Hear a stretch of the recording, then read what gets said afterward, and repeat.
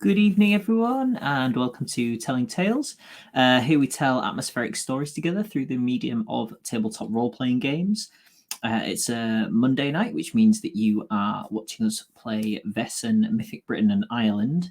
We are beginning our third arc this week, after a week off where we did a roundtable discussion last week between arcs. Yeah, very much looking forward to getting into it. Other things that we do on the channel, Wednesday nights we do Simba Room, and one weekend day every month we do a different one-shot adventure, different GMs, different games, different players. So the next one is going to be the 1st of April, which I think is a Saturday. It is a Saturday, and that'll be run by Pierre.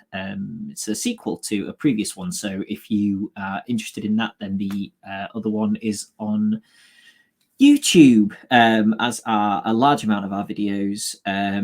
There is a link to the YouTube below the Twitch stream, unless you're watching this later on YouTube, in which case it's here, and there's a link to Twitch.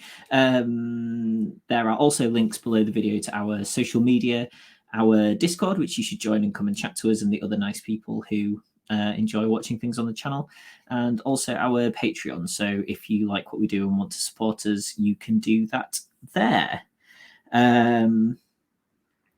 So our group now have completed 2 mysteries.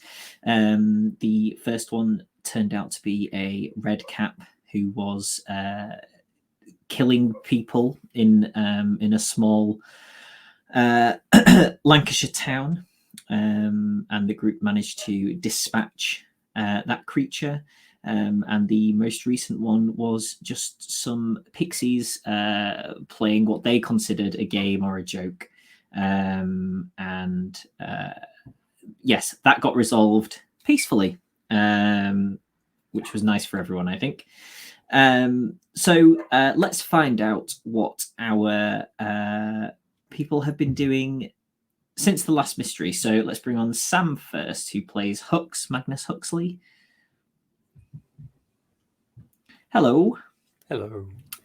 So we'll say there's been roughly a week since you arrived back in London, or since you left Bodmin, essentially. So it's up to you if Hux. You probably would have headed back to London initially, but it's up to you whether you think you spent that time there. Yeah, I don't think I will have travelled far. I think definitely some resting is on the cards, some drinks and some nice food, and still kind of enjoying the finer things for a wee bit. Because, I mean, Hux hasn't really got a chance to enjoy the finer things in life that much before. So, still kind of reveling in it, I think. But probably after a few days, gets itchy feet and gets a bit restless. So I head out to kind of explore London a bit, go back to some of the old haunts, see who's there. Probably buy myself a new coat, because the old one was cruelly stolen by a small child. Fairly won in a gambling it was game. Definitely rigged. That child had some tricks they were playing on me, I'm sure. Then I probably will go, find some old friends up down by the tracks or something that I've gambled with before, and then apparently, get a bit more used to it again, because apparently I'm rusty. I think perhaps while I'm out there as well, kind of just wandering around, maybe just keep an ear out, or just like ask a few non-specific questions to see if I can get any indication for other stories or tales or things that match the description of the Spiritus that we found.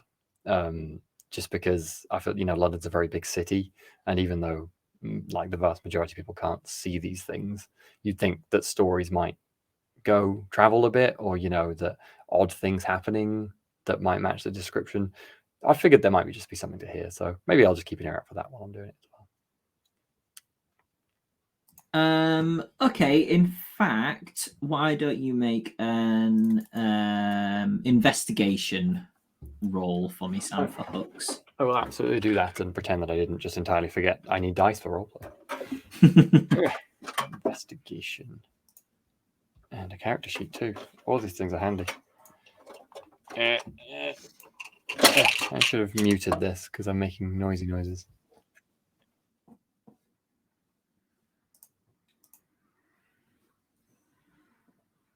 Okay, I have made the noises. Investigation, I think, is 4. No successes. Okay, that's fine. So yeah, you spend some time milling around people that you know and sort of people that you would ask for information that you know, hear things. But for the moment, at least, there's nothing. Nobody kind of jumps at the the bait to give any information about this. Yeah, makes sense. I'll keep an eye out in a continued fashion, but that doesn't particularly surprise me, to be honest. But you're probably feeling quite swanky, having, as you've said, indulged in the finer things and also got a new coat. So, yeah, Hooks maybe feels like things are turning around a little bit for him, potentially. Right, great. Let's bring on Steve, who plays Henry Bonneville. Hey, Steve. What's Henry been up to for the last few days? So I think Henry will have been kind of squirreled away in the house, working on sort of casework, that sort of stuff. Might dawn on the others, if they're keeping tabs on him, that he's perhaps staying inside rather more than he otherwise would. And if he goes out, he's perhaps a bit, looking a bit nervous. Keeping his eyes open, trying to see whether anybody is keeping an eye on him. So yeah, he's not in the best of moods. Trying to keep on top of things like the casework and Spiritus investigations where he can, but he's probably a little bit distracted at the moment. Okay. Do you want to have been doing some investigation? Because again, you can make an investigation roll like Sam made for Hooks if you want. Sure, why not? If you've been asking questions around town. Yep. Okay. Investigation. That's logic. So that's 3. That's 5 plus 3.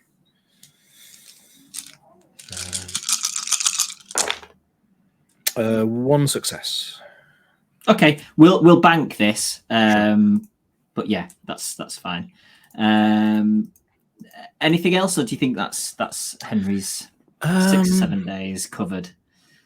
I mean, he might have started maybe trying to make some contacts, and maybe again for no readily apparent reason, perhaps Henry has decided maybe to try and get a dog, a companion dog, just because dogs are cool. Having a dog by your side, it's nice. Yeah. That's spending resources, isn't it? It is. So I've only got 3. So and I've no idea how resources works. So this can be a journey for both of us. Okay. I'll look into that in a second and just double check that. So let's bring on Justin, who plays Gale Mosling Forcemark. Hello. Hi, Justin. How has Gale been spending his few days? Well, I think I said at the end of the last session that he was working on a new book idea, and so I think mostly away from the house, the society's house, working on writing up, but occasionally popping in to consult some books, check factoids, that kind of thing. Nice. Do you want to see how well your work is coming along with that? Sure. Yeah. So I suppose that would be a learning role rather than an investigation to see how you're. I think inspiration is the main writing skill. I could be wrong. But that's. I think that is that not you inspiring others. If you're sort of checking things. Well, I mean, it's up to you. Are not my words when they are read an inspiration to others. If you are I can do a starting writing. No, if you're starting writing, you can use inspiration. It's if you were just doing the research, I would say. To be honest, they're more or less the same anyway. I would say surely writing fiction is inspiration, while writing non-fiction well, would be learning. This is a blend between the two, isn't it? No. It's a fiction. It's a fictionalization of what others will assume to be fiction, but is in fact a carefully researched academic piece. Either way, I rolled 0 successes. Okay. And if I'd rolled an extra dice for my inspiration, I would have got 1, but I didn't because that's Okay. how this game works. So it's slow going. There are a lot of books here, and you're spending some time sort of pouring through these things, making notes of things to go back and check later. And apart from a few sort of scrawled notes, pen hasn't really touched paper yet, I would say, with regards to this. But it has only been 7 days, so that's not bad going necessarily. Let's bring on Inga, who plays Constance. Hey, Inga. Yeah. Tell us about what Constance has been up to, please. Yeah, I think Constance has hung around London in the society headquarters as well, keeping up with some general correspondence, keeping in touch with the Penhaligans back in Bodmin, writing to the church that she to the priest of the church that sort of took her in, that she joined originally, and potentially thinking about planning a trip in that direction at some point when she can, and generally just with the I think she's with having kind of had the experiences that we've had so far, kind of finding that the people who are like her and her church that she joined from, where you're believers in both, or believers or experienced in both Vaesen and the faith, like kind of church faith, this is a very sort of small group. So just kind of starting to look into a little bit more about like kind of church connections with Vaesen, and obviously we've had sort of certain kind of crucifix stabs red cap kind of thing, so there seems to be a connection, but it's weird that it's not kind of very well known, and we've got this lead of this other sister that I guess that she'll be eagerly awaiting news back from the society about the research into this thing with the Spartus as well. But yes, I think that's probably the main stuff for her. So yeah, probably a slightly quiet one, but maybe planning some other kind of, or thinking about some other trips or what have you. Okay, great. Let's then bring on John, who plays B. Hey, John. Hello. What has B been up to? So B has, if it's only been a week, probably not been up to very much. She's still been working on the sort of kitchen herb garden, and making sure that's up to her particular medicinal standards. And other than that, I'm going to say that she's been. Can I say that she's been leading the development of that we decided for the base? That's fine. Yeah, So that's totally she's fine. been clearing out one of the corridors and setting up shelves and turning it into a weapons corridor. Yeah, and great. So yeah, basically you've kind of been overheard discussing this, I think, as a group when you first arrived back, sort of a plan for something that may be helpful. And Hawkins, the butler, overhears and says, "Excuse me, I think I know just the spot. Would you like to come? It's been closed off, actually, the room. Maybe a little dusty, but I'm sure we could sort that out." I'm sure I can manage. So Hawkins takes you to the rooms. The rest of the group potentially heads off to do their individual things if you've sort of volunteered. And he pulls from a large ring of keys a key and turns it in the lock, and kind of has to get it to twist, and then twists the doorknob and kind of shoulder barges the door to get it to open. And and like a puff of dust kind of comes out. oh, excuse me.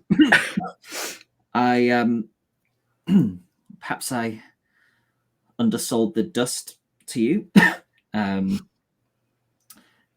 Can you make me a vigilance roll, please, John? I can, but I'm going to have to take the character art down to do it. Okay. Vigilant, you say? Yes, please. 2 + 3 is 5.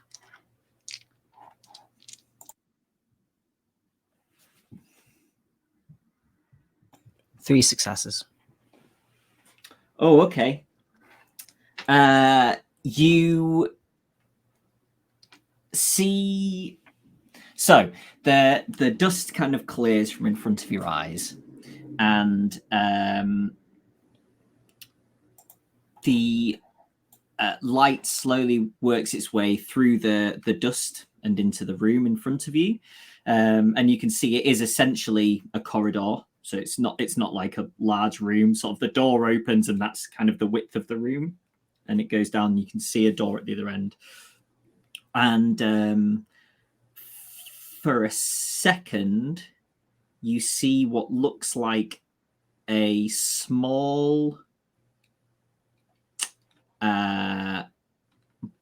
body or sleeping thing on the floor, and then it kind of melds into the dust that's leaving the room. You know, in an like, if you weren't you people who have been doing what you've been doing, you would go, oh, and that would be it. But you're but as the work goes on over the week, there's no more. You don't see or hear anything else over that time. Okay. I am at some point going to ask Henry to come in and have a look and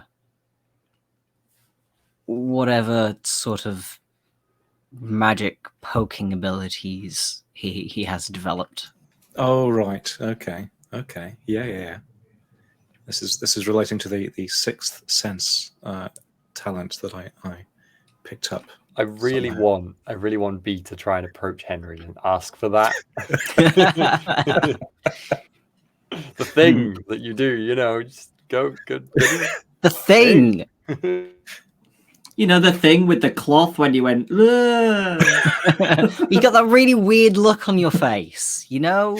Oh my god. Yeah, do you want to make a roll, Steve?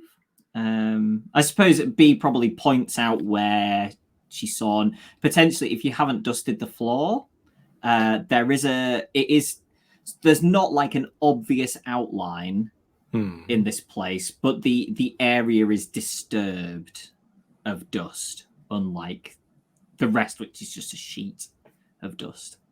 Sure. So you can tell where to kind of check and, get a feel. Yeah, well, I guess if B has asked me to have a look at the place, and obviously, yeah, bit nervous because I guess it's 50-50 so far in terms of bad versus good is a bit of a bitey versus not immediately bitey. So okay, yeah, it'll be an investigation roll. Yes, please. Okay, and that's using. And then it's if you were to get 2+ successes, you get like the extra info. Don't you? Is that right? Let's have a look. Yeah, it depends on. Yeah, it requires extra successes. So 5 for logic, 3 for investigation. So many dice. Okay. Yeah, I got 3 successes there. Woo! So, okay. Yeah. So what? Sorry, Steve. Remind us what exactly the wording is.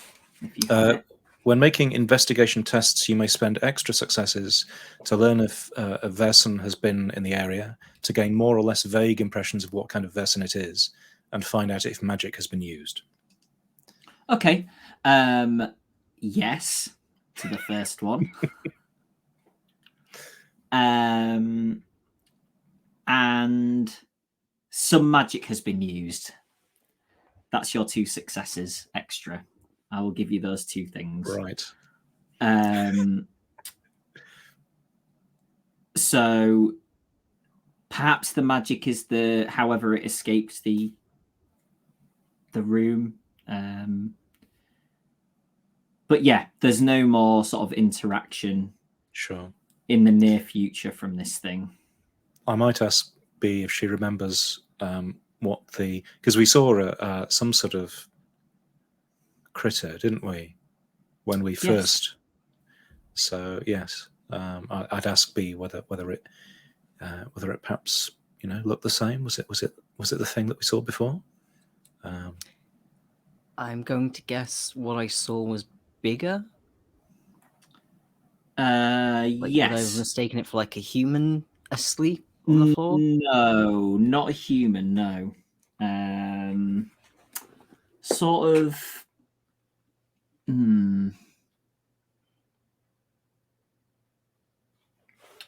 You would say a bit bigger than the pixies. So sort of small child size rather than like a full adult human size. Maybe a little smaller. But still maybe a bit bigger than the thing we saw at the beginning. Yes. Yeah. Okay.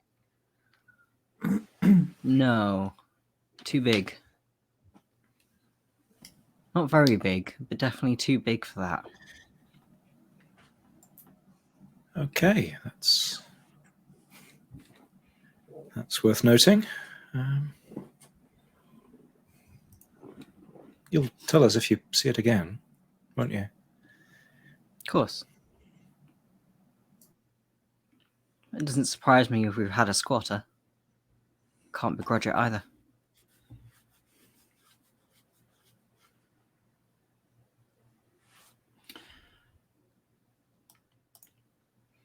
I might actually, as part, like, slightly off the weapons corridor, if there's like a spare closet or cupboard or something, I might set that up with a couple of, I don't know, blankets and cushions and just because.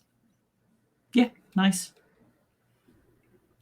Yeah, Hawkins grabs some stuff for you and kind of looks a little confused, but certainly wouldn't think to question what members of the society are having him do. So he quite dutifully kind of hands them to you and lets you do what you will with them. Good. Steve, do you want to make a resources roll? Sure. So you have 3, is that correct? Yeah, I have a resources level of 3, so I believe in Vaesen parlance that means I'm struggling. Yeah. So you roll your 3 dice, and Yeah. each success that you get gives you 1 towards purchasing equipment. Equipment have an availability level from 1 to 5. So if you get 2 successes, you can buy 2 things that are availability 1 or 1 thing that is availability 2. Well, I got nothing, so Okay. no spare cash at the moment. Okay. Just yeah. I would say that you are struggling to find people who have a dog available. That isn't sort of already a guard dog or a hunting dog, which they wouldn't part with for a small amount of money. Sure. Should we all do that resources roll then? Yes. If we want to buy things throughout, I guess. Yeah. So what it will be, I had Steve do that now because he wanted to get something in this section, But typically, and I don't think we did it on the first one, but you would basically, as part of your preparations phase, you would roll the resources and then see what you would want to, because some stuff you may want to get that's relevant to what you think is going on. So that's why you would, so until sort of the mystery is revealed to you, you might not necessarily want to spend it. You can do it now if you want to. If there is something that you wanted to get, sort of, that you want to always have, that would be fine. In fact, yeah, just roll now, and if you don't want to spend it now, you can save it till we do the preparations phase. Yeah. So, I don't have anything yeah. in mind to spend it on at the moment. I've got a 4. I'm considered financially stable, which says bonus +1. Is that a +1 to whatever the successes are, or just a +1 to dice? No, +1 to successes, right? What's that for? Is that for a specific The modifier from resources on page 73. Yeah, the resource rules are a little bit opaque. I'm assuming the bonus must be a +1 success, because otherwise, why wouldn't they just give you another dice to roll? Oh, hang on. I think that's for if you're bartering with somebody. Yes. Shopping during the mystery. Yeah, when that's just bartering with an general.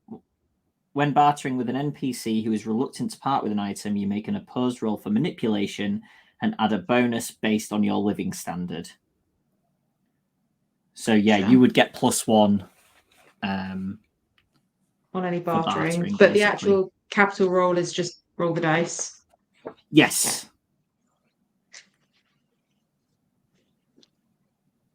One success. Okie dokie. Yeah, just make a note of that then. Steve, also, you can spend capital. Yes. I've just spotted if you wanted to. But it's up to you. I think I'll hang on for now. Because yes, I've only got 1 point of capital with my struggling status. So yeah, that is the only point of resources I could spend during the adventure if I needed to. So I'll hang on to that. Yes. Just for fairness sake, because I did say I bought a coat, which was just replacing a coat that I previously had. But I rolled and failed on my resources, which is 2. So I like the idea that my coat is functional but shabby. Okie doke. Justin and John, have you both rolled for... Sam's got a dog. Sam's dog. Yeah, I have nothing, okay, apart from my own capital. I have 1 success. Okay. Cool. So you know that you're kind of waiting on a couple of arrivals at the house. You know that Rupert and Eleanor will be back at some point.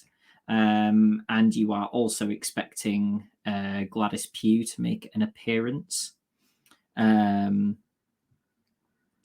So, and they're both expected at sort of kind of around the same time. So we'll say on the Saturday mid-morning, Rupert and Eleanor return to the headquarters and kind of fling the door open and drop their luggage cases and go, little dusty. And then potentially sees the door kind of open, goes, I see. Making use of the house, I take it? I hope you don't mind. Not at all. It's what it's here for. I think it's possible we may have an extra guest with us, but Miss Pugh return with you, or? No, possibly something sleeping in the corridor. But they seem to have left for now, and they haven't caused any trouble. He turns to look at Eleanor and says, the vet here? No. No, they prefer the drains and crannies. Yes, good. Well, I'm ravenous. Have you had breakfast? We could eat together. Discuss what We you've could been up always- to. Let's have a cup of tea, I guess, even if we have. Yeah, it'd be good to catch up. Grand. Hawkins, if you would, and kind of nods at his luggage, and Hawkins runs over and grabs that and runs off. And by the time you've sort of taken a seat at the kitchen table, Hawkins is actually back down and beginning to make cups of tea and sandwiches for anyone who wants them, but mostly Eleanor and Sir Rupert. Eleanor says, so, productive? That young man was returned? None the worse for wear in the end, I believe. Good. These are the types of investigations that we like the most, of course. How was Esmeralda?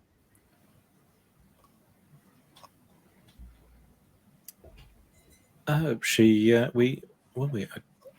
think we got on quite well in the end. We were able to help her out. Her reputation in the town is now on a firmer footing, and she was most interested to make contact with us. Hopefully, she might be a useful contact in due course. And she was most interested to make contact with them pixies too, wasn't she?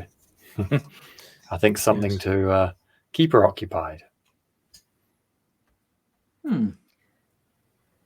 We left her as something It of a certainly sounds like guardian. we might have another benefactor for the society. She's expressed a lot of gratitude for what we did and wanted contact details. So I think you may hear from her soon.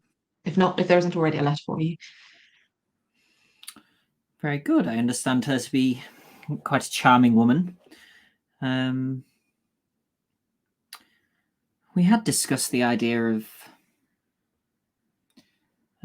creating some kind of chapter houses for the society. So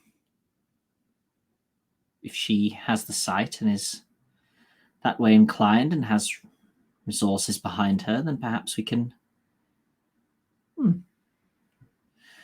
Something for Rupert tonight to discuss later, perhaps. But I'm glad to see you are all reasonably unscathed.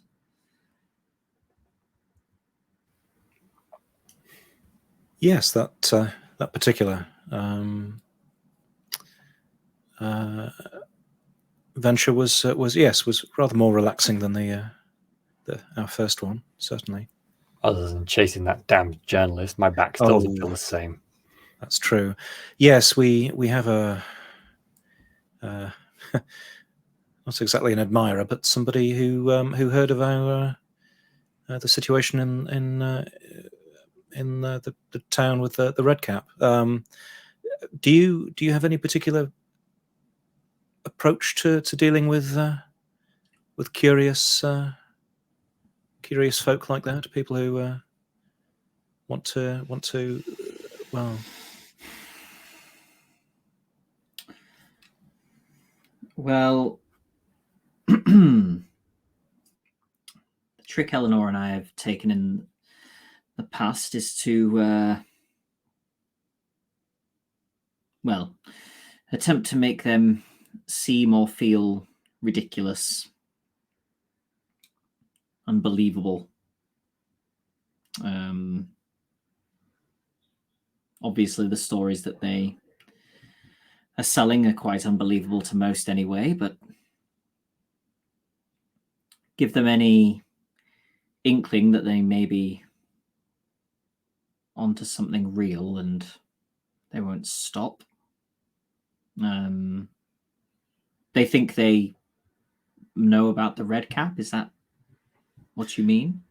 They knew that we had been involved in a police investigation regarding deaths in the town. I don't think more than that, but they had been following us around.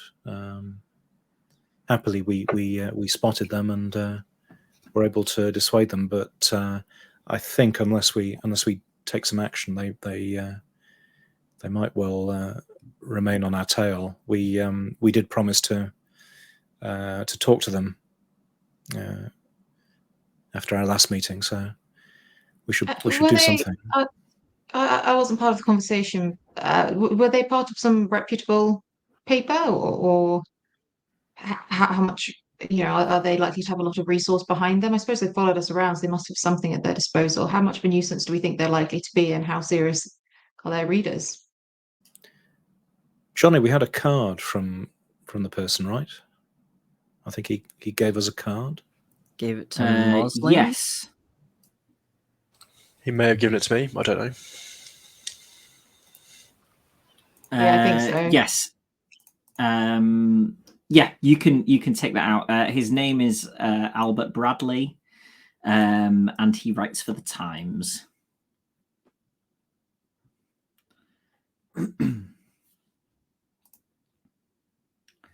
Well, I would recommend that you keep your appointment with this man, and it seems relatively simple to me. Bonneville, you are a private investigator who was asked to help out by the local constabulary, as you had been involved in similar cases before. And these are people within your network that you thought may be of assistance. No official statement, of course, just to throw him off.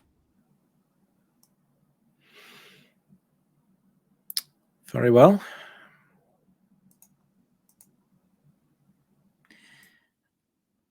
I suppose we ought to keep an eye out for him in case he does. If he keeps following us about. Yes, I suppose we'll have to do something. Any more trouble from him, and I'm sure I can have him reassigned, but that brings its own questions and issues. So if we can fix it at this level, that would be preferable.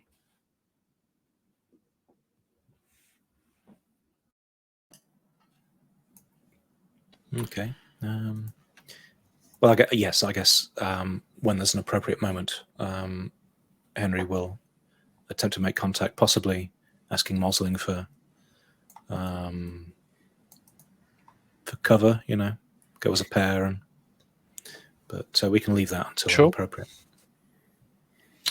And before I forget, Rupert pulls out a slip of paper and passes it to, I think was it Constance that sent the telegram?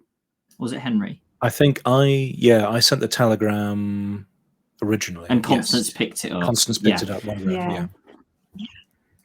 So he passes to Henry a slip of paper, which has written on it St. Edward's Convent of Mercy and an address, which is in Paddington.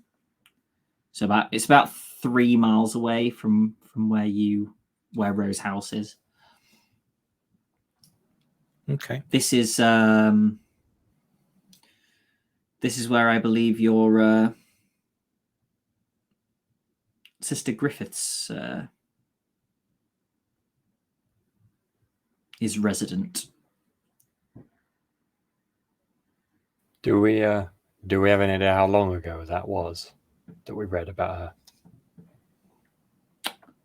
She's still there. Do you know when the incident with the splurters took place?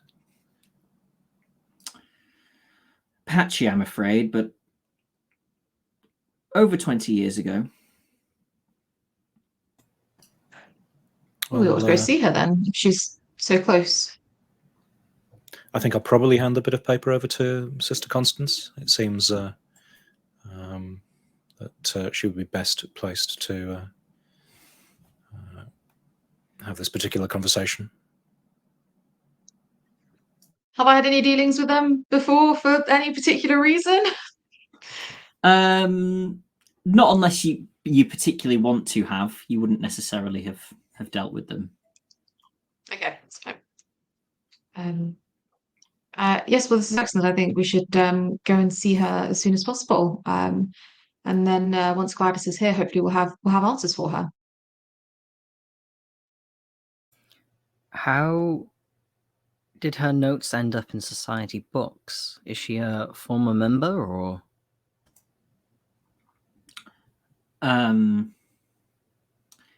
I believe that she's a former client. When she was Violet Griffiths. Before. Interesting. Again, patchy information, I'm afraid. I would love if you could all make sure that your notes are detailed. We really should have built that the annals instead of the. Maybe next time. We can still make our notes to add to the society, just not get the bonus experience from it from a mechanical point of view. Oh yeah, Bonneville's definitely keeping notes. Yeah. Hux just yawns, seeing you all scribbling away. Are we we're expecting Gladys any day now? Is it worth sending word in case she's been delayed, or we haven't had any messages from her, have we? No, you haven't received anything written from her. I'm loath to wait around for her, although I imagine she'd be keen to speak to Sister Griffiths herself, the survivor, if you will. But I'm loath to wait around.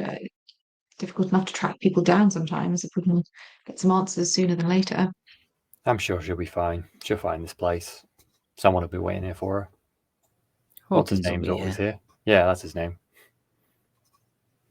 He's like right there behind me, and I'm like. Besides, Does anybody? Sorry, if B, you, go ahead. Well, I mean, hopefully Sister Griffiths has good news for us. But if for whatever reason she doesn't, maybe we don't want Gladys with us at the time. This is very, very sound reasoning, actually. Did anybody have any other plans for today, or are there any objections to making this visit once we finish our breakfast? No, from me. No objections from me. No.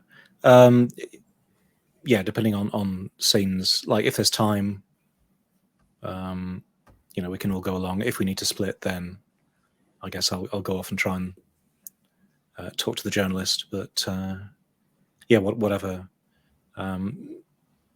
Jonny wants, really. Whatever fits. Don't give him that side of power, Steve. You haven't heard from the journalist. You get the feeling that he probably knows where you're based on the fact that he followed you to another. Sure. There's a good chance that he's so you don't think that if you don't go now, something bad is going to happen. Is essentially you think he'd have come knocking before, Sure. printing some spurious piece about whether or not. Is it more dangerous if he keeps following us, Well, and letting us there incriminate ourselves? There is the potential advantage of if we split the party, if some of us go and talk to the journalist, he can't be following you to talk to Sister Griffiths. So that's perhaps Direction. Love it. Okay. in that, if that's your sort of plan, do you want to all go to the Times office, make sure that he is engaged with whoever before the others split off and go?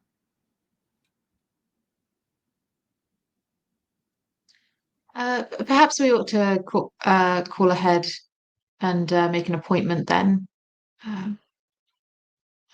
And then we know that he'll be where you need him to be, Mr. Bonneville. I think we'd make a bit of a conspicuous group traipsing into the Times offices together and then half of us disappearing. That's true. That might raise some interest. I suppose I can wait until we send a note ahead or something. Book it in for this afternoon.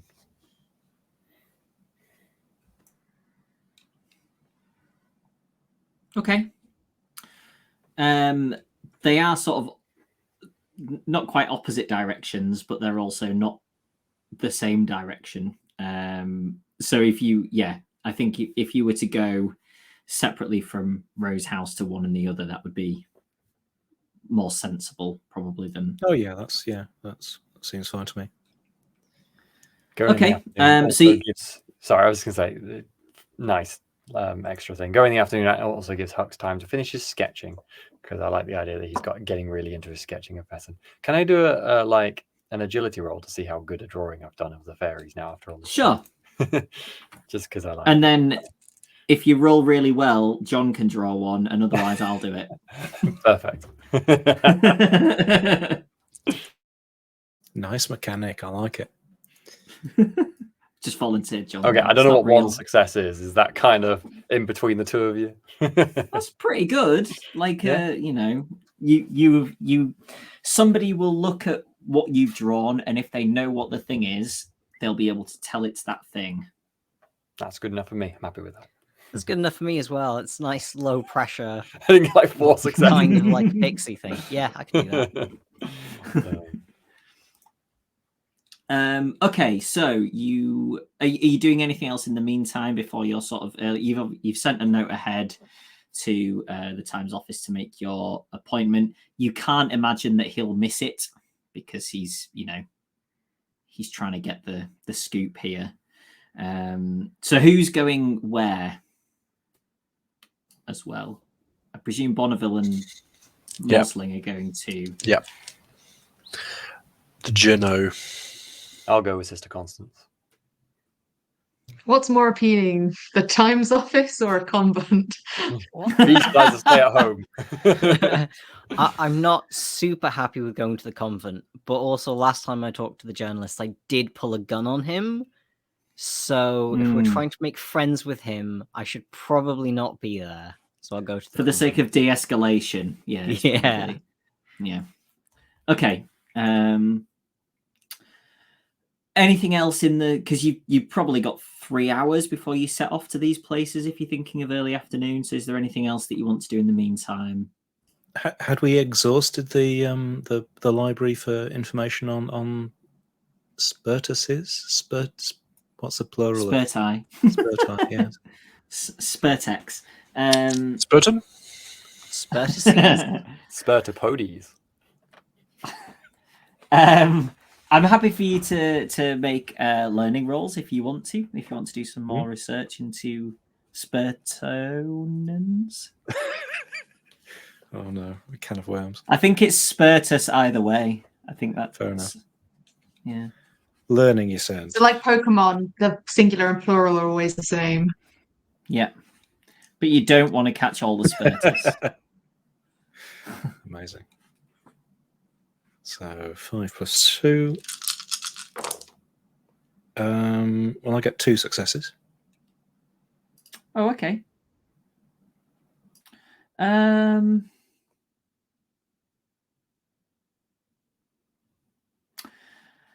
You you find in a book of rituals that's something that is said to rid an owner of a Spurtus.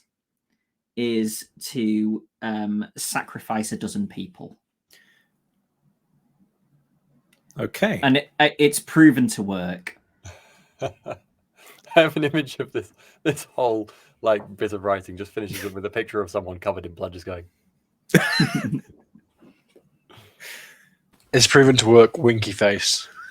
Yeah. 60% of the time. It works all the time. The good Like, thing about a plan that's like what the Pixies said, wasn't it? The good thing about a plan like that is that there's no downsides. none at all. Yeah, I think Henry will sort of look at that just for a bit, for a few seconds, and then close the book and put it back on the shelf. Okay. Yeah, it's not really not ideal, really. I just imagine Bonneville sitting there in the library on his own going, it's not ideal, really, is it? Yeah, I keep that to myself. Okay, let's do the journalist first. So mildly drizzly day, and you're heading down to you see sort of London Bridge, and you head into the rather well-appointed offices of the Times, and there's a young man on a sort of brown reception desk, and he's scribbling away in a notepad. And says, good afternoon. Good afternoon. We're here to see Albert Bradley.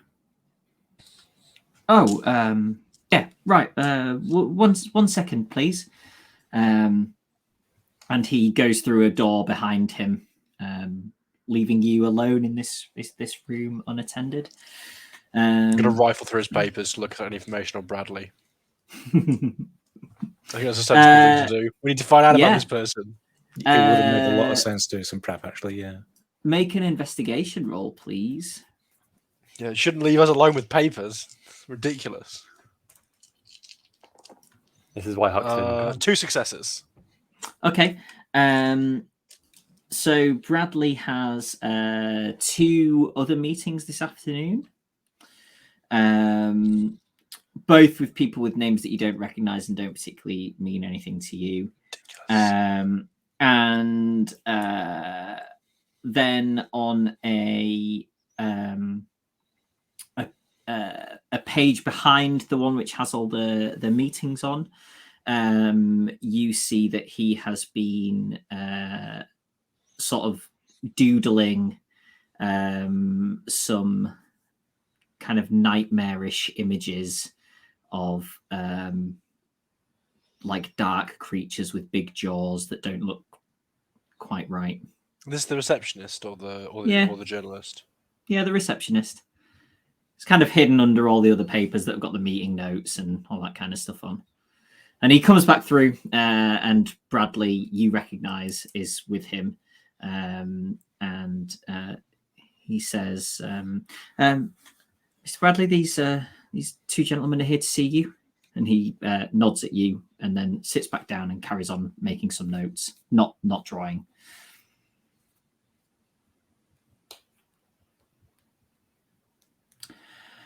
Right then. Shall we? And he points to another door, which you assume is a meeting room. After you, gentlemen. I'll head on in. Then he shouts back, Ben, tea. And then closes the door behind him and sits down opposite you both with a paper and pencil. Right. Come on then.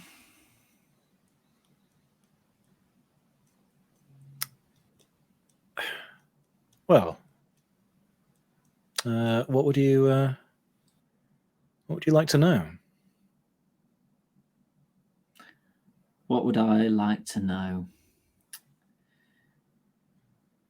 I don't imagine you're writing biographies, are you? So you must have specific questions. What I would like to know is why you, a group of 5 people and a child, went from London to Lancashire and then were in the proximity of a large group of unexplained murders. Yeah, that's it. Well, I'm a private investigator, and I've been asked to help the police with their inquiries, to try and uncover the things that have been going on. Right. And the sister was there for moral support, was she? Well, I hardly think it's forbidden for a group of people to travel together. I'm not suggesting it's forbidden, Mr. Bonneville. Henry, may I? But I just think it's odd. And when things are odd, there's normally a reason why they're odd that then makes them make sense. Are you quite sure about that? I've read some awfully strange things in all sorts of papers recently. Not all of them make sense. Certainly not written by me.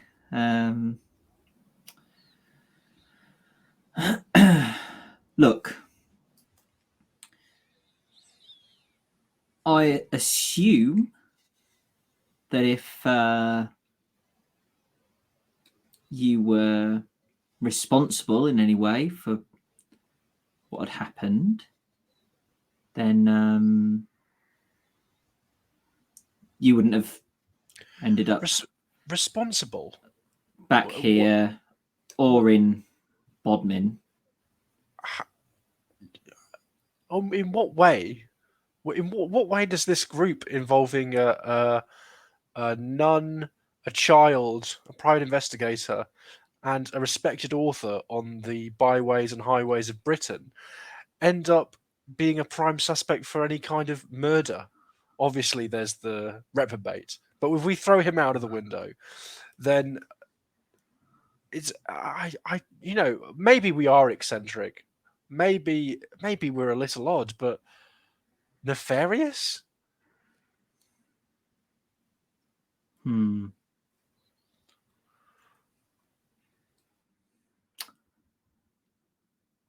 You kind of made my point there for me. At first, I wondered if there was something in that, but now I don't think there is. But it's bugging me. I can't make it make sense. Do you have many friends, sir? Are you a man of many friends? Do you count many in your close circle? The door opens, a tray with tea. Yeah, Ben is my friend, aren't you, Ben? And he kind of shakes a little bit, and some of the tea kind of sloshes off the side of the tray. And he puts the tray down and goes, "Yep," and then leaves and closes the door. Indeed. I mean, maybe you should take a walk, go outside, meet some people, find some like-minded individuals, no matter how different from you they might be, and you might find out why a group of people might enjoy traveling in each other's company. Maybe they end up in places that are interesting or peculiar. Don't you end up in places that are interesting and peculiar through your voyages and travels?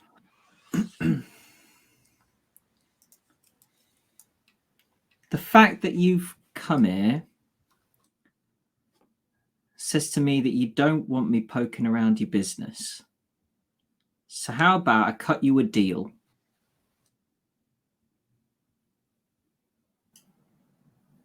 We came here because we made a promise to you.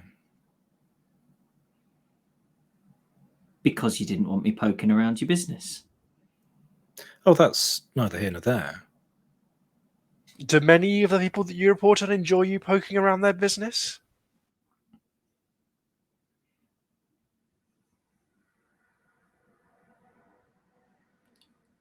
I'm offering a solution that I think may benefit us both.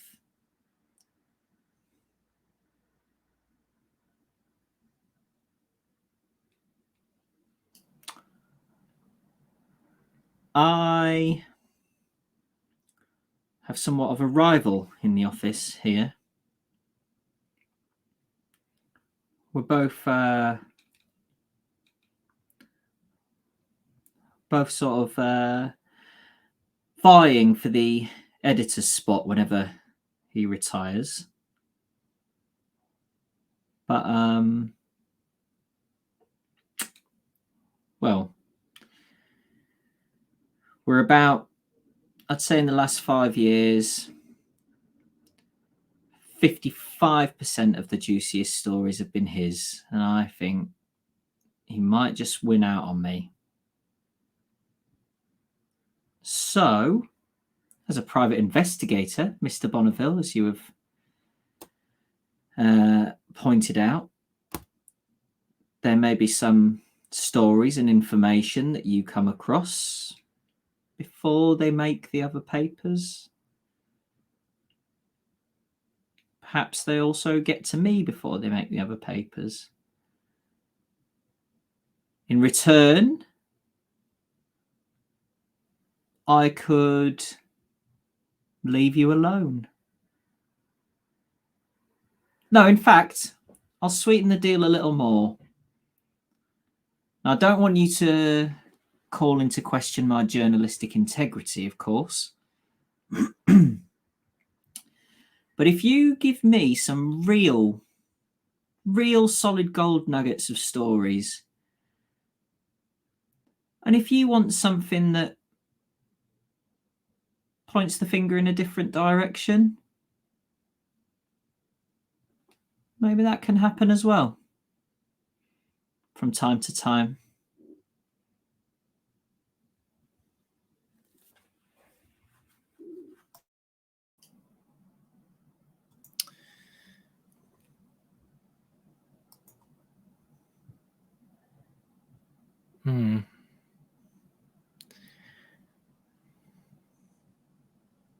Well, there is. You understand, I'm sure, more than anyone, the requirements of confidentiality. It can be harmful to one's reputation if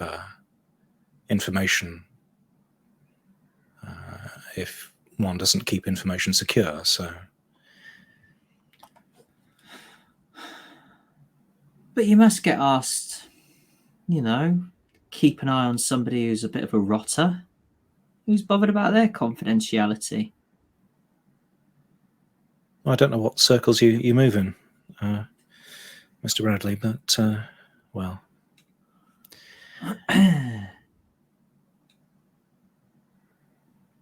He pulls a small hip flask out and pours a little into his tea and kind of offers it around both of you. I'm not going to. No, I will decline. I'll decline generously. I turn to Bonneville and go, I can't think there's going to be much chance that we're going to run into any stories that are of any interest to anyone whatsoever. But so I don't see any harm in agreeing to the arrangement. Well, what sort of? I'll turn back to Albert. Tell me, what sort of stories do you favour? Are you just interested in scandal, or? Yes. Well, what is your? No. I'm not some kind of. What kind of rag is the Times? I'm not some tattletale seller. Not some pulp fiction author. No. Well, not just that. Murders, houses burnt down, missing people, anything that'll flog a paper, Occasionally, I've been known to write a feel-good piece if I thought enough people would be interested. It's the front pages, Mr. Mosling Forsmark. You see, that's what I need. Just imagine whatever it is you're up to. If we're mates, and I become the editor of the Times, it's not going to be bad for you, is it? God.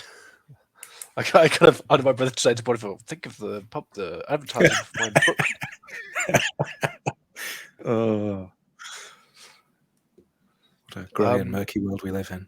I think my look to Bonneville is kind of like, I think this is essentially a harmless agreement because I don't think we're ever going to run into anything interesting whatsoever, and the worst comes to the worst, we just don't tell him, and then maybe we bought ourselves another 10 minutes of time where he's not bothering us.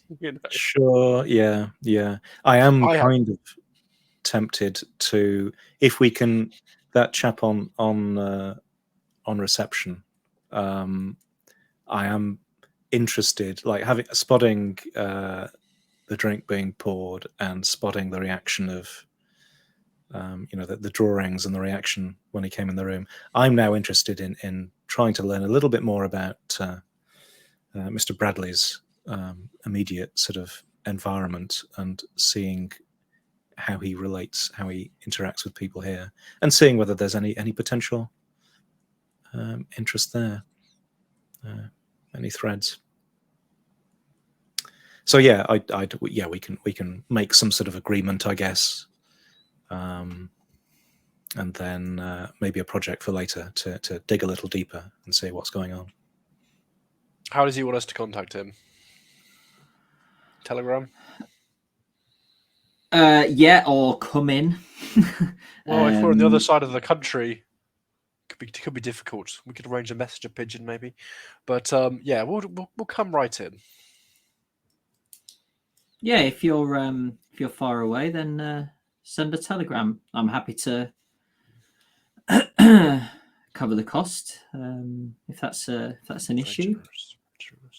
I don't think it'll be an issue.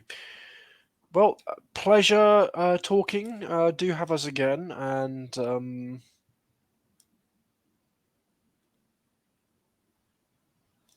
yes, I just get up without any more to say.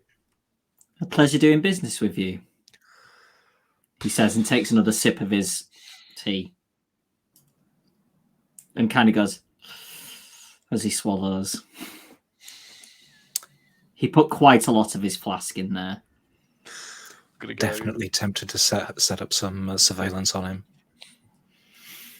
Yeah, I mean, like I'm, if we after we leave, I'm like, we could just give the stories to this other guy that's got 55% of the stories, ruin this guy's career, like.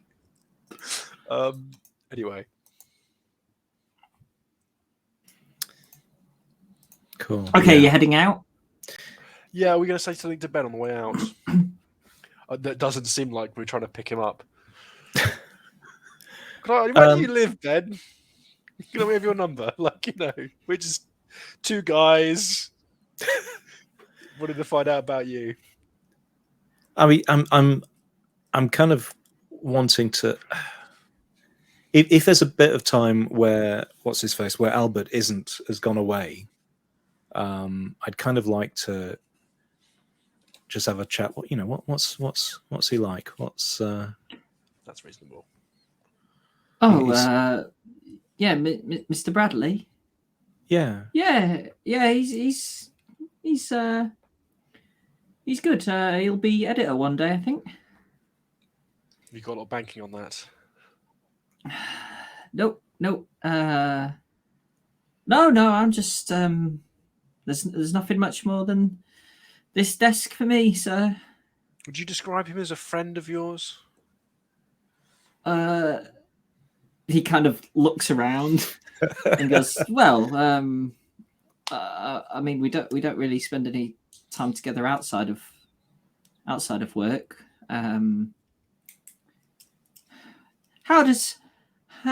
would one define a friend? I suppose is what we speak, and we give him tea And what is a friend other than one that is you speak difficult. to and give tea to? I would think that a friend is somebody who, if you were having a really difficult time, something was really troubling you, something was really preying on your mind and bothering you, that you would feel like you could go to them and get help, and I kind of like lean on the stack of papers a little bit.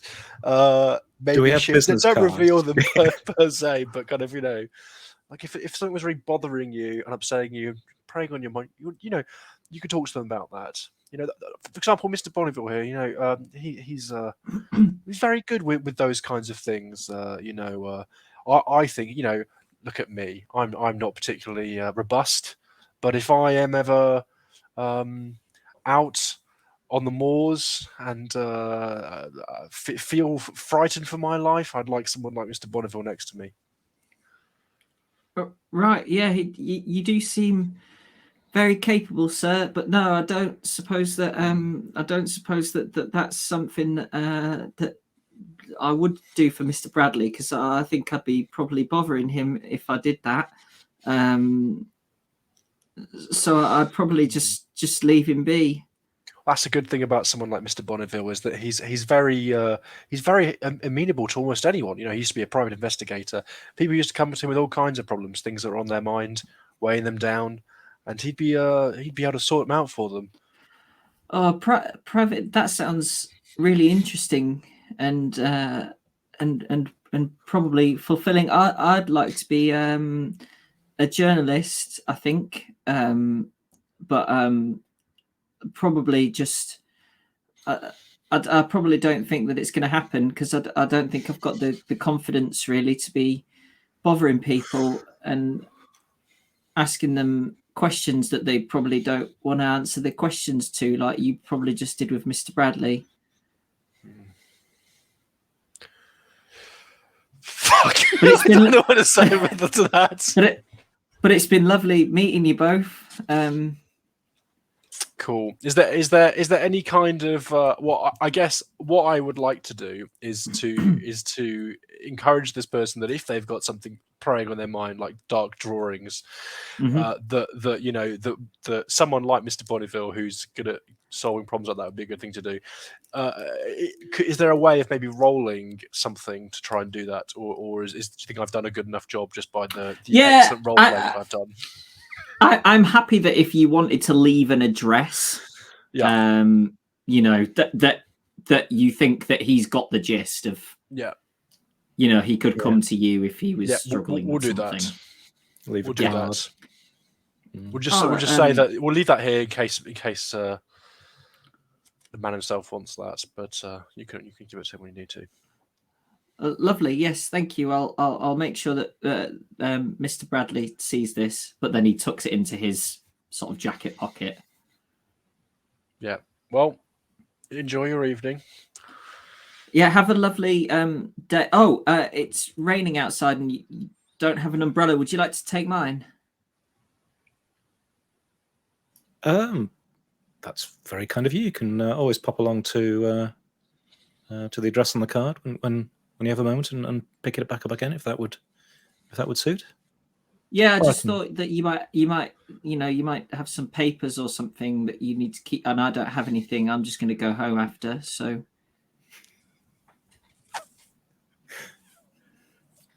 Yeah, sure, that'd be great. We'll take that. We'll take that. I'll delicately unfurl it and go. Lovely piece of Mr. Bonneville. Yeah, that's. We should give Ben all the stories. Well, yeah, we could set up Ben and get him. Kingmaker, I say. Anyway, let's get moving. Okay, so you head out. So let's cut to the convent. So I don't know if we've discussed Constance's denomination, have we? This is a Catholic convent.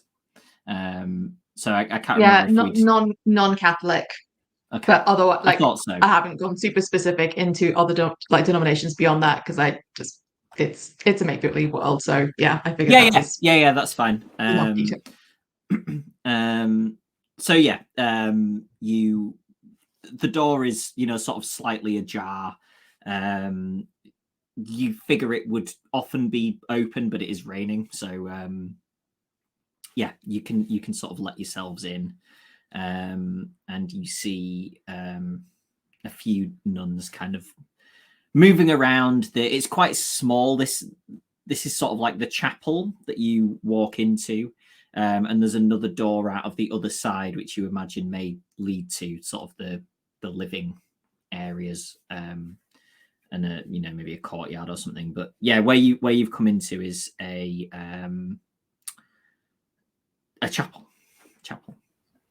As we walk through the door, I'm just looking around, sort of sheepishly, and just look to Sister Constance, like, never been in one of these places before. I didn't know you were allowed to just wander in. It's sort of a sanctuary for those in need. Of course, people can walk in if there's help. Typically, this is a place that's willing to give it. Yeah, it's nice. I sort of thought it'd be bigger. Some are. Looking around, does it look like there's anyone in particular like that we can sort of go to? Is it, fairly empty, or what have we got? Yeah, there are 4 women in here, nuns. So you could make your way to any of them, or if you wanted to sort of take a seat for a moment and then catch one as they pass or something like that, then you could equally do that. It's up to you how you want to go about it. You figure you could probably just also walk out of the other door and see what's through there. Especially like if it goes straight to the living area, they may not be that happy about it, but it is slightly ajar and you think it's outdoors, so you figure there may be a courtyard or something. It's up to you.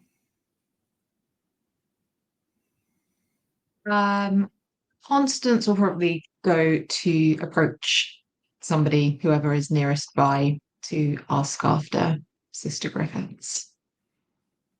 I don't know if she's got hangers on, or if you guys can obviously do your own thing, but I'm going to nudge Hux in the ribs and go, hat. And then I'll follow Constance. is Adam with us? No, I think I left Adam behind With Hawkins. Hawkins. Is Constance visibly religious today? Yeah, I mean, I think if anyone who's like, yeah, she's not like in a Catholic nun habit kind of situation, obviously, but yeah, I mean, she has like her like crucifix and like there are like little touches like that rather than like a full on I'm a nun neon sign kind of. That's fine. thing, Yeah, but... yeah. Yeah. Okay. So you get the attention of she's quite a young lady, and she says, "Good afternoon." Good afternoon. I was hoping we were hoping to speak with Sister Griffiths. Would you be able to help us with that? Do you know Sister Griffith? She hasn't had a visitor in quite some time. No, I don't think she'll be expecting us. We were hoping we've known somebody who is distantly connected of a kind, and we're hoping she could help us with a problem, some information she might have.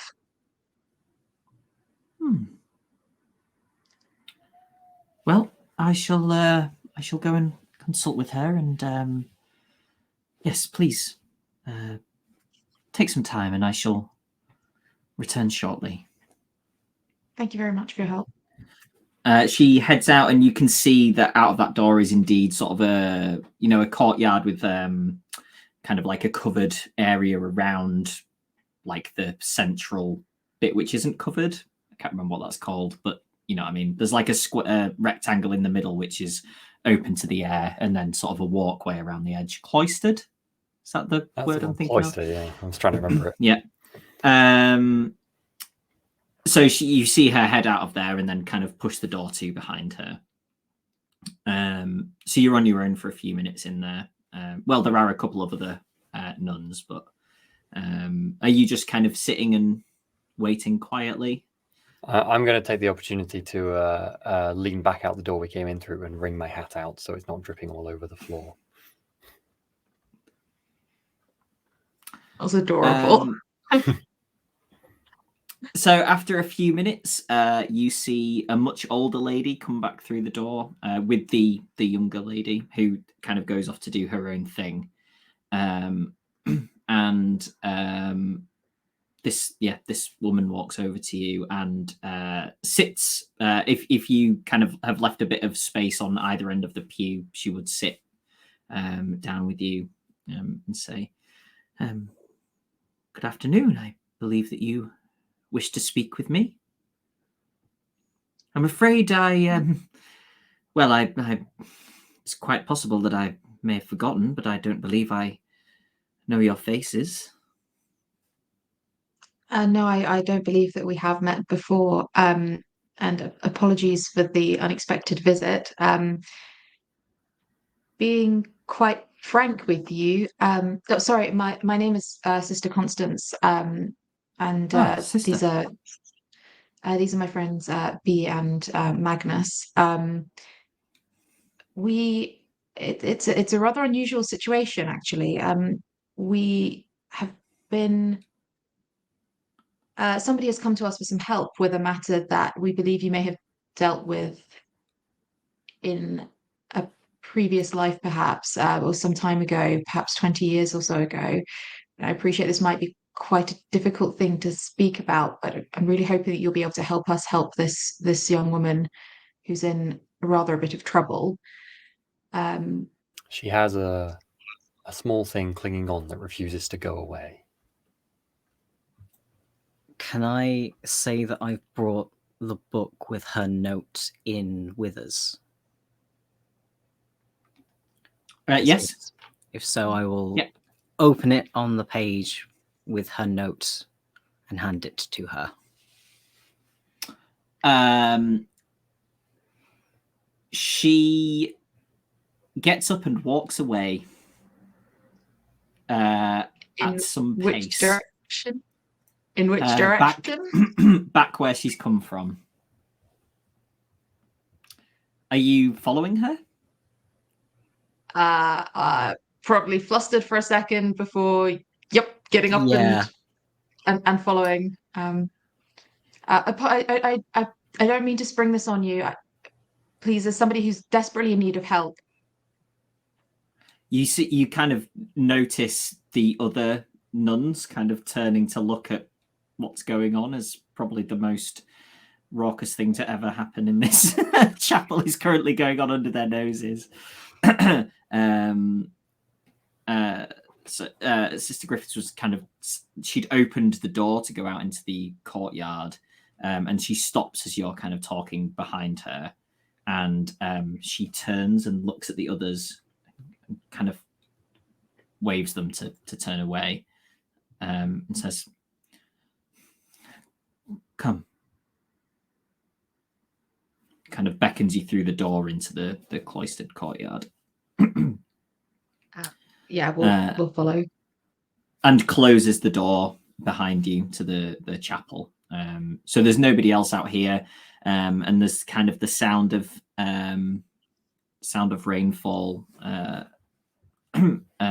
disguising your voices somewhat. And she says, "Tell me."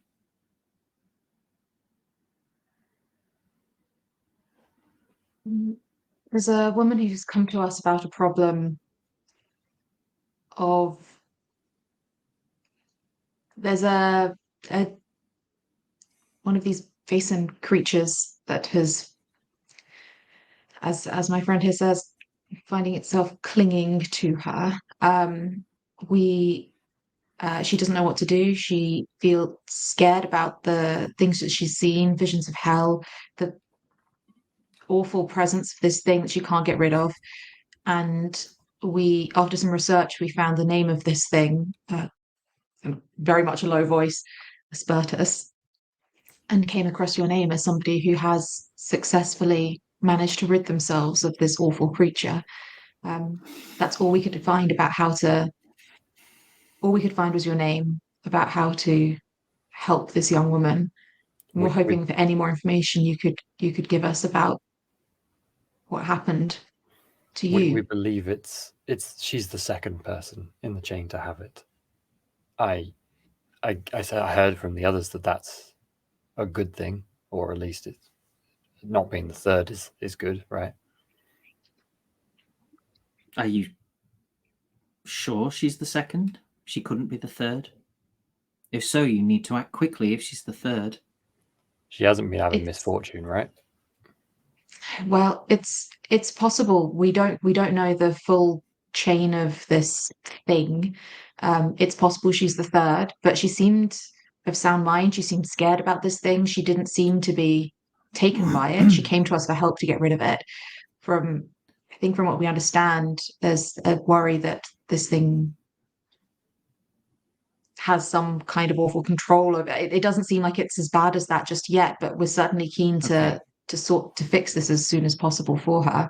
We understand it's dangerous. It certainly thinks it can be passed along again. Shh. Blessings to you, she says as a nun walks past and into the chapel. And then she makes sure that the door is closed after this nun has gone in. Forgive me.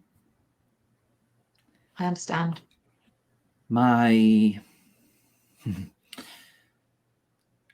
You should act quickly. There is a chance still that she is the third. Even as the second, from my understanding, things can decline.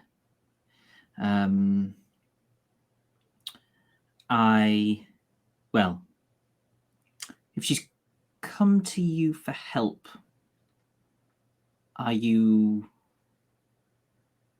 members? Yeah. Okay. Some of your group suggested that they had some infernal manuscript which suggested that I take the lives of a dozen people to save myself, which obviously I was not willing to do.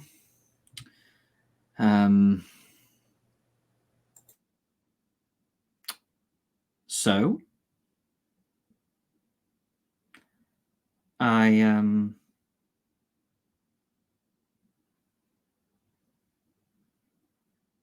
decided to accept whatever would happen. And I had never been a particularly strong believer, but something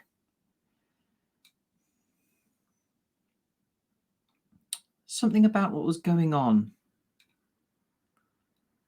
I thought if there was something that bad, perhaps there could be something that good. So I came here and decided to dedicate my remaining time to the church and the needy.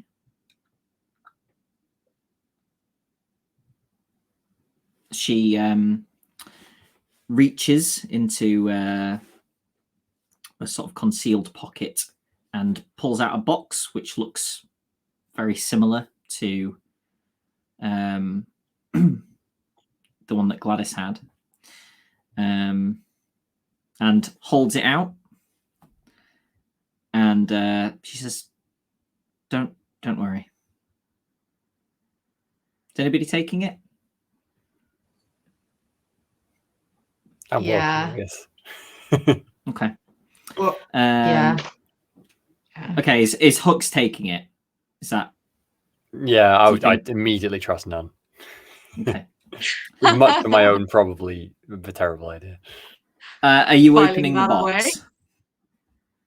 Yeah, straight away. Okay. You see a kind of shriveled husk, almost like a sort of. If Hooks had ever seen like a shed snake skin, it would kind of remind him of that. Obviously, much smaller than that, but essentially, it looks like this thing has shriveled and potentially died. And she says, "I did nothing to it." But it's dead. Looks like it. I believe so. So what? Keep it with me as somewhat of a reminder rather than anything else. Have you tried to get rid of it since this thing has died? I have left it unattended for a number of hours that I wouldn't have been able to have previously, I don't believe, and it stayed. Right. How long did it take to die? Quite some time. But We tried holy water and things like that, but I suppose perhaps it's a poor substitute for true belief and good. well, I was going to say I'm no scientist, but I'm not sure that factors into this. But anyway, I'm not in any way an expert in these strange matters, sister, but perhaps if this thing is some kind of parasite and it feeds off people, then perhaps the more good a person is doing and allowing to pass through themselves, the weaker the thing becomes. I'm not sure, but the experience that I have had is that nothing I tried worked, and then I came here, and as I say, it took time, but I felt its power weakening, and eventually it seemed to be gone. Did it affect you before that? Yes. There were a couple of things, chance things, strange moments of unexplained accidental strength.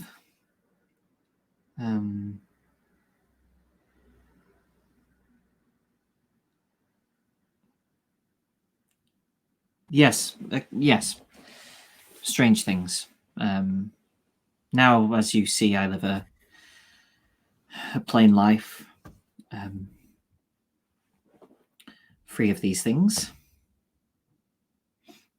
I would happily have her here and keep an eye on her, this woman. We're expecting her to come down to London to see us very shortly. If she doesn't arrive soon, I suppose we ought to escort her down, or given the concern about the timing. But yes, if we could bring her here and introduce you, that would be very much appreciated.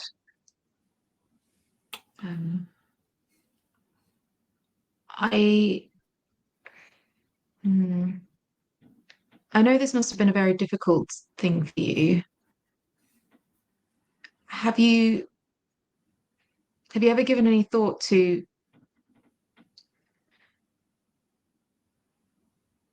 these things are out there and they affect other people? She does a sign of the cross as you. Yeah. My my journey to faith is was some ways similar to yours. And I found that I've now encountered these sorts of things a few times, and I believe that to be my purpose now, and the good that I can do.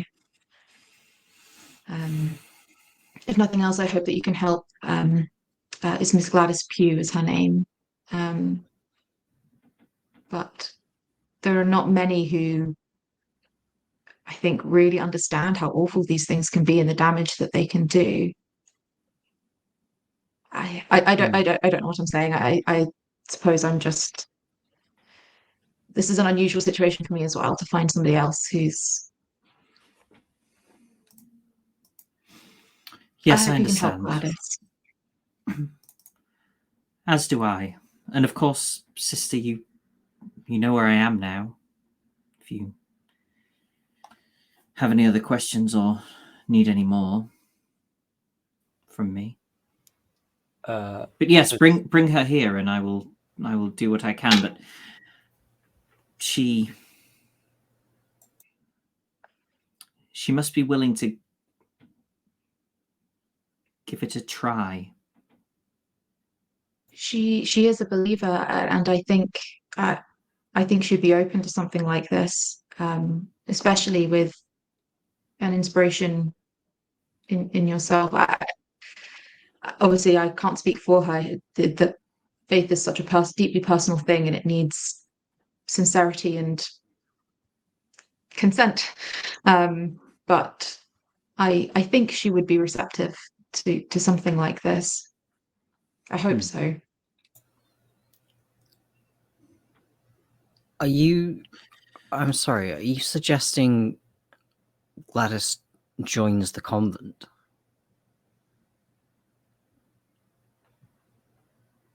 I certainly am.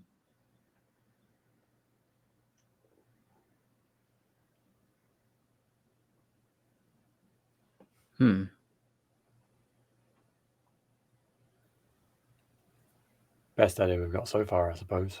Better than being constantly haunted by that thing. I don't suppose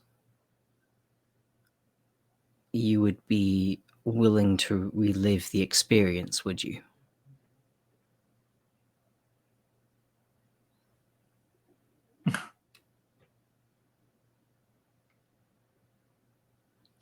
I was just thinking, as you have passed through this, and there is no guarantee that Gladys herself could.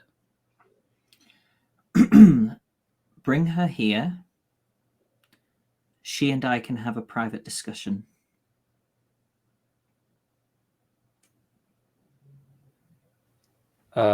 Sister, do you know if yours was the second person, or what in the chain?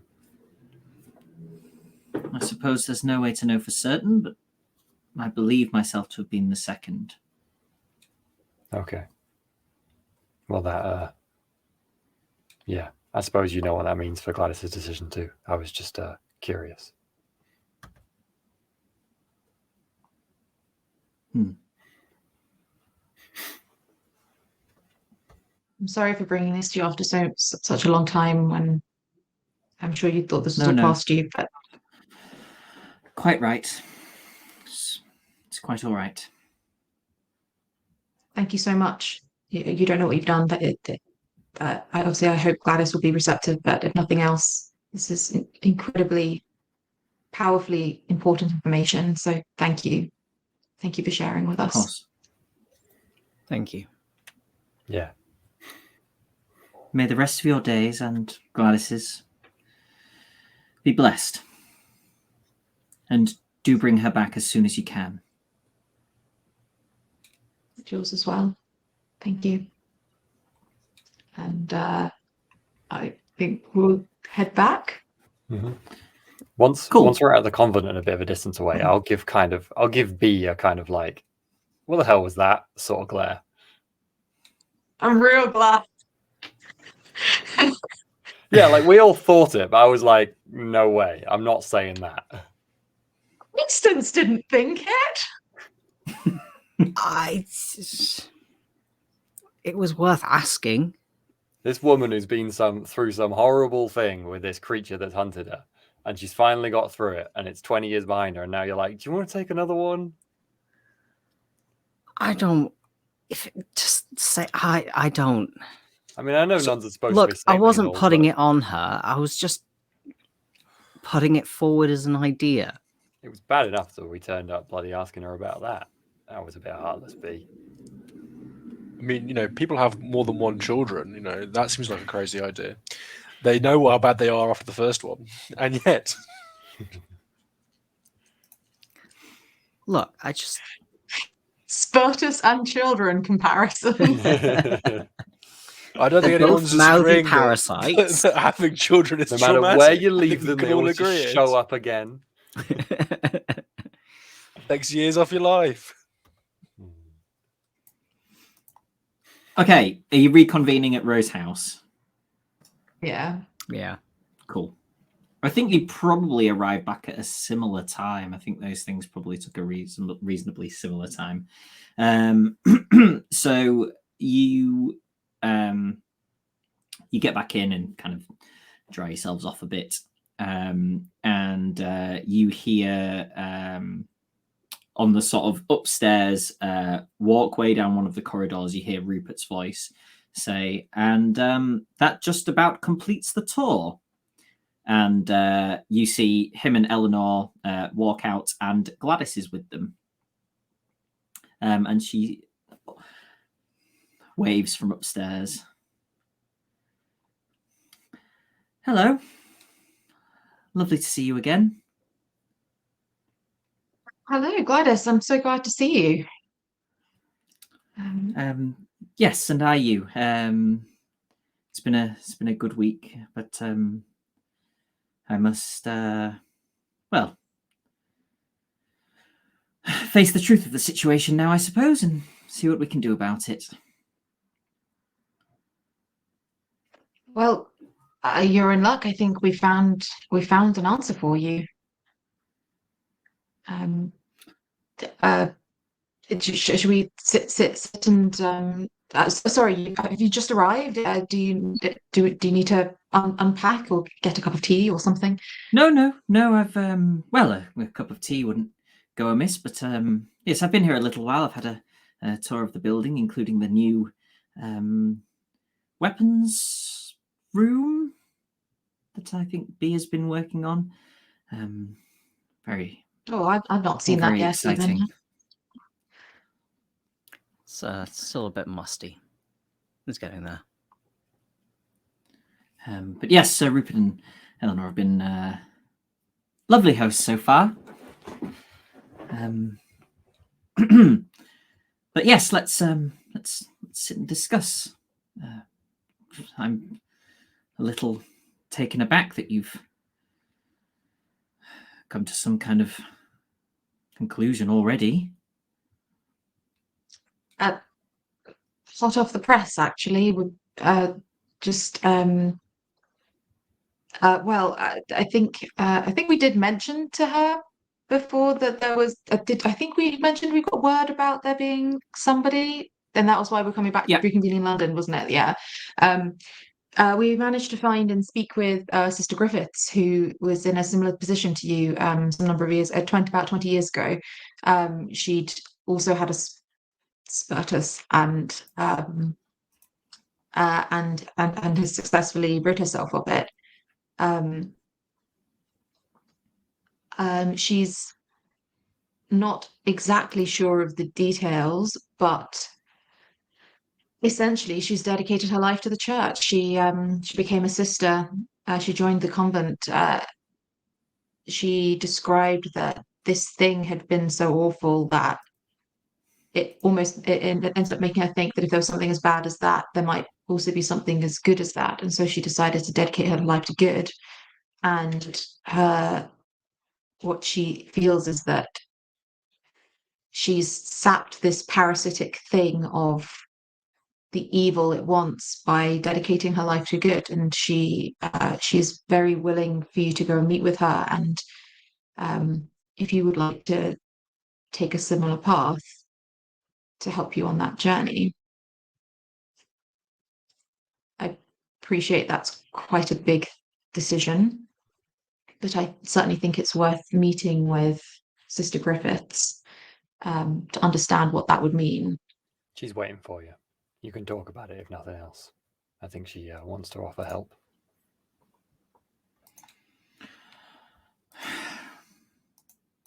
Right. Well, do you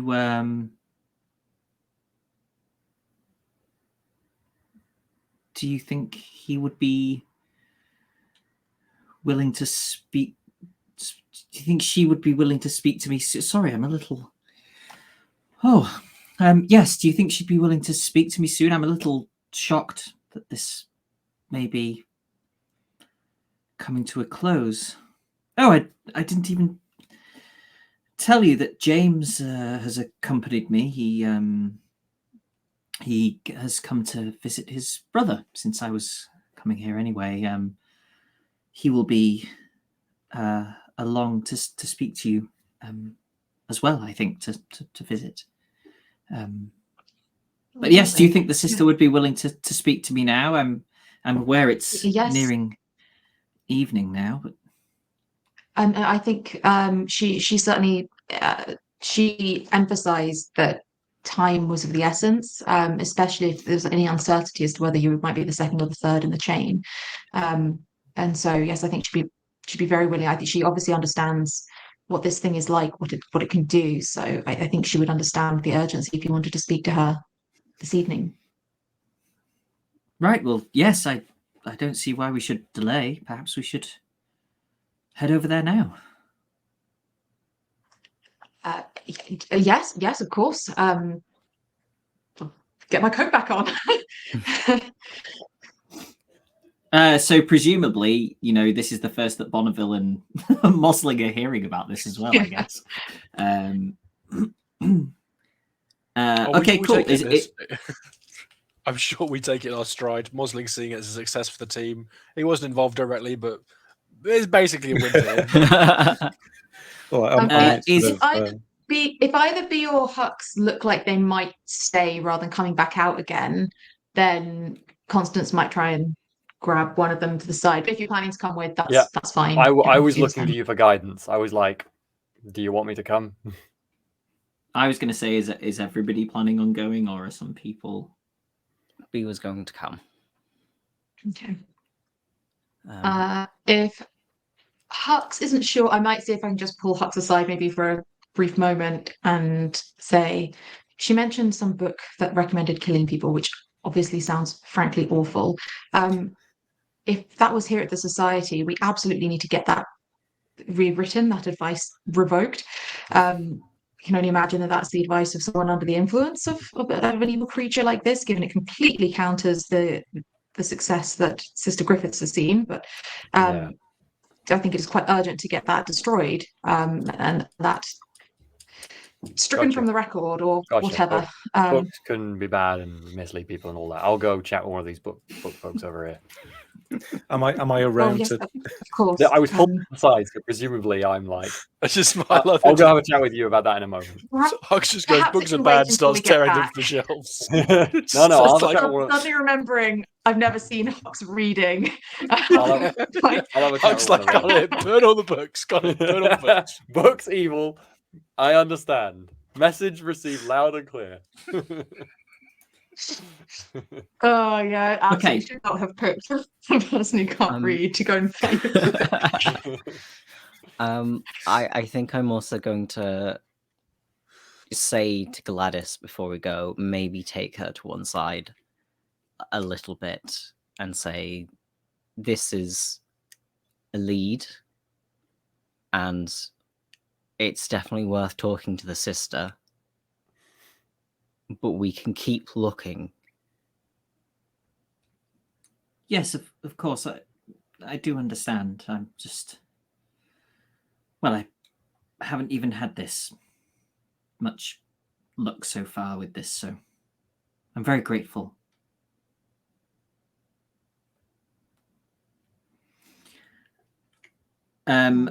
As you go to open the door to leave, the door is flung open as you are about to get to it, and whoever is nearest the door is almost barreled through by James Sykes,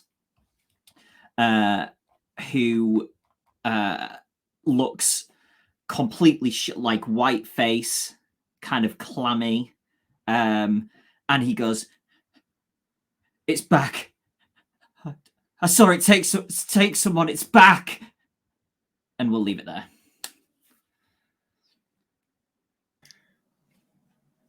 Poor guy immediately gets to London and is immediately reminded of the awful thing that drove him away. I mean, that's the feeling that I get every time I go to London. Don't we all, John? Don't we all?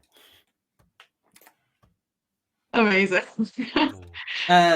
Cool. Thanks, everybody. I'll quickly do promo stuff before we chat. So Wednesday nights, Simba Room.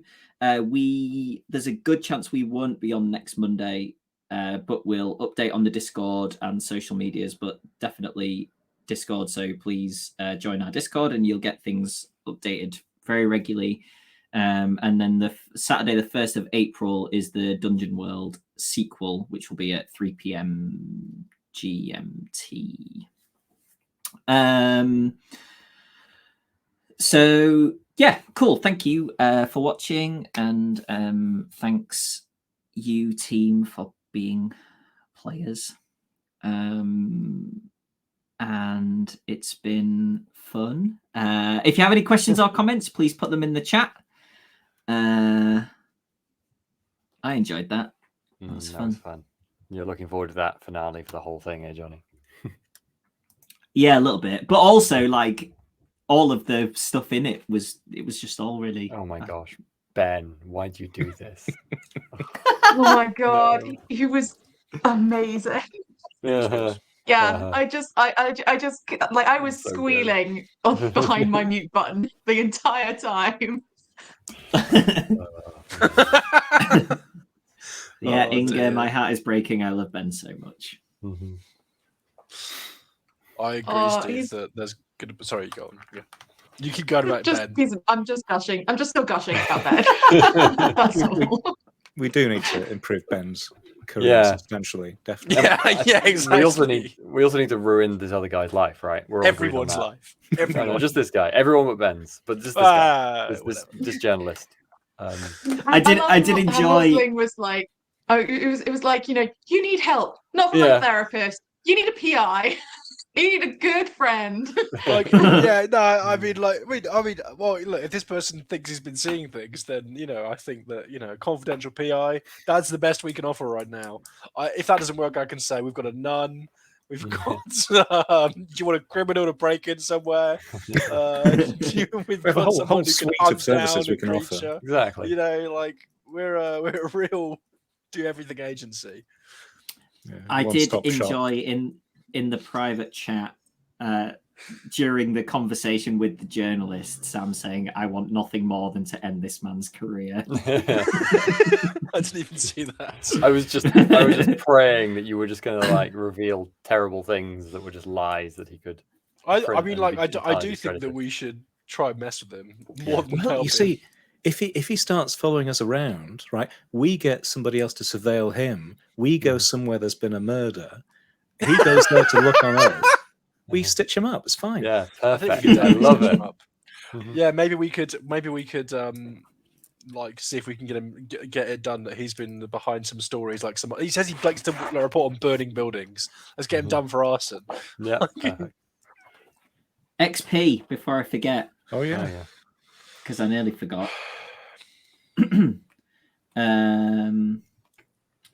Did you participate in the session? Yes, that's one.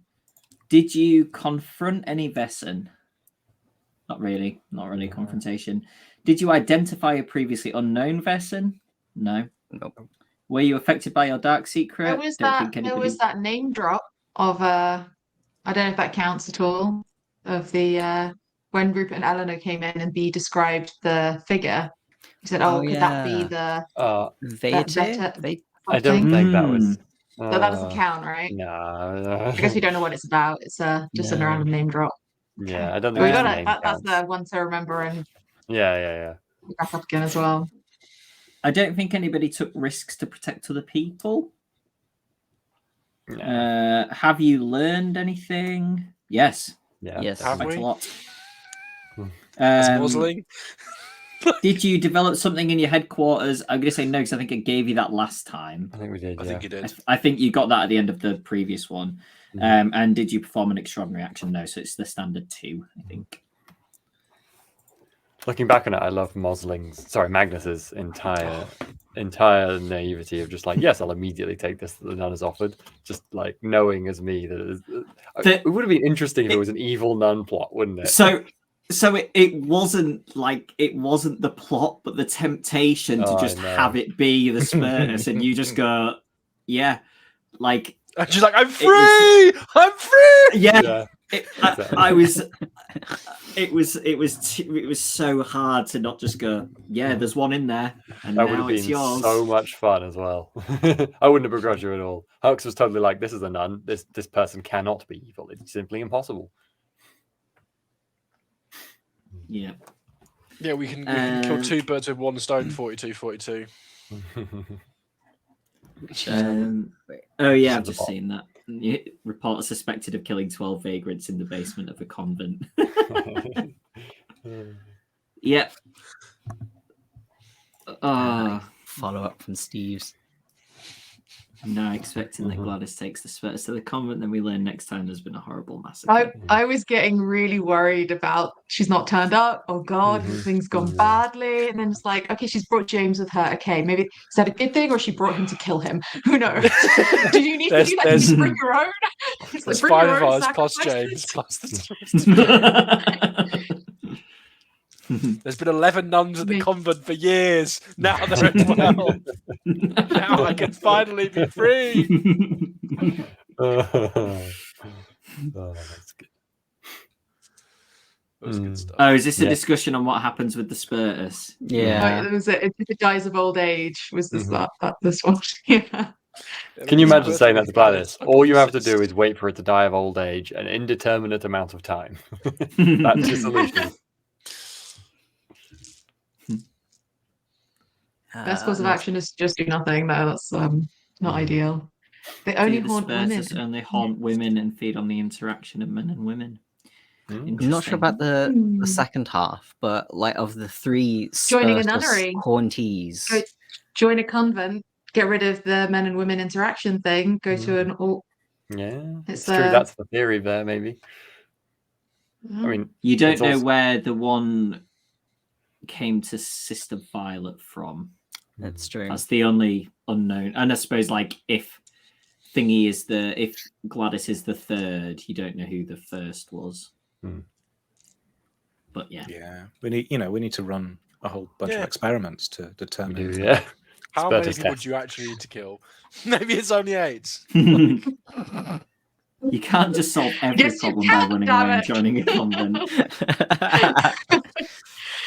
Yeah. Also, I can't remember the guy's name now, but the dude who brought the red cap to the town originally, I was like, commit yourself, go join the church, and like, yep, see, totally is the solution to all of the problems. I just love the idea that I'm now on a recruitment drive.